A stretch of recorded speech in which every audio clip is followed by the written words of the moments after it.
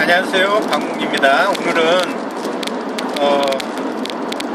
소위 말해서 믿음이라는 것이 얼마나 허망한 것인가, 이거에 대해서 좀 얘기를 해드리고 싶어요. 여러분 대부분 예수님을 보시면 예수님이 서양인이라고 생각하시죠?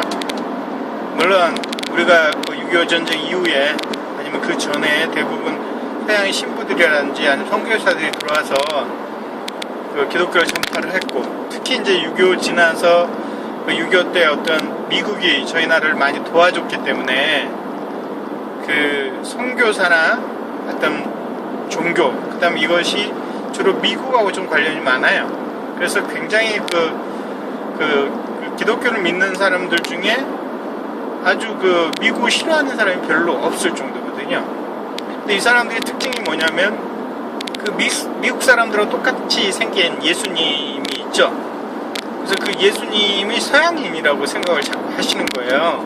근데 과연 그럴까요? 자, 예수님은 이스라엘에서 태어나셨다고 그래요. 그러면 그 이스라엘이라는 나라가 지금 현재나 예수님이 계셨던 2000년 전이나 그곳이 과연 서양일까요? 분명히 지금 위치가 어디냐면, 분명히 위치가 미들 이스트 쪽이죠.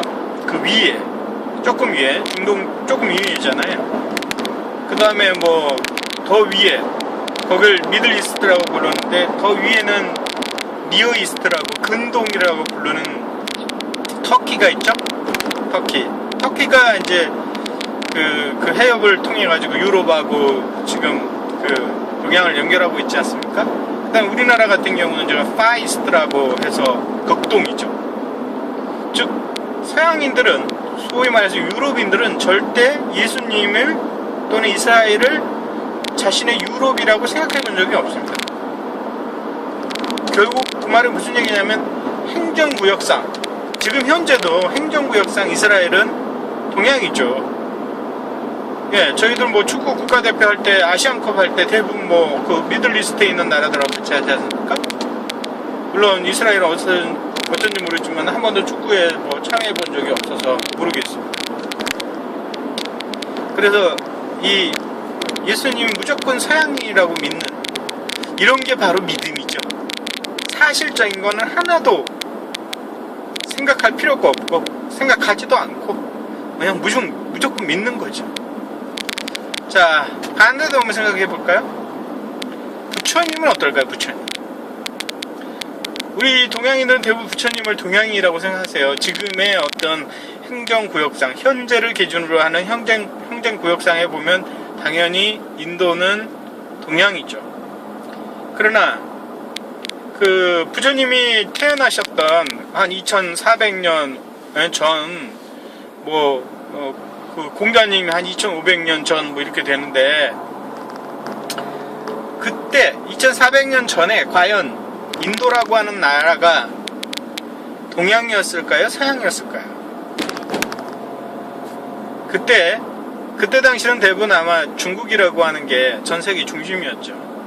그래서 중국이라고 하는 나라는 이 텐샨산맥 그 너머가 예전에 정말 가기 어려웠던 길이었나봐요. 그래서 그쪽을 서역이라고 불렀죠. 해초의 왕호 천축국전이라는 책이 있잖아요. 그쪽에 나온 서역이라고 하는 건 누구냐면 인도를 얘기하는 거죠. 즉 그때 당시에 동양인들 관점이 보면 부처님은 서양인이셨다는 거예요. 무슨 이게 이해가 되십니까? 물론 지금은 그 다음에 사실은 핏줄이나 이런 걸 보더라도 부처님이나 아니면 예수님은 인도 유로피언어로 있잖아요.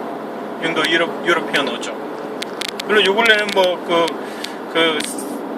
인도 유로피언 어족의 언어의 뿌리가 인도의 산스크리트 언어라고 하는 얘기도 좀 있긴 있는데 그건 어쩐지 모르겠어요.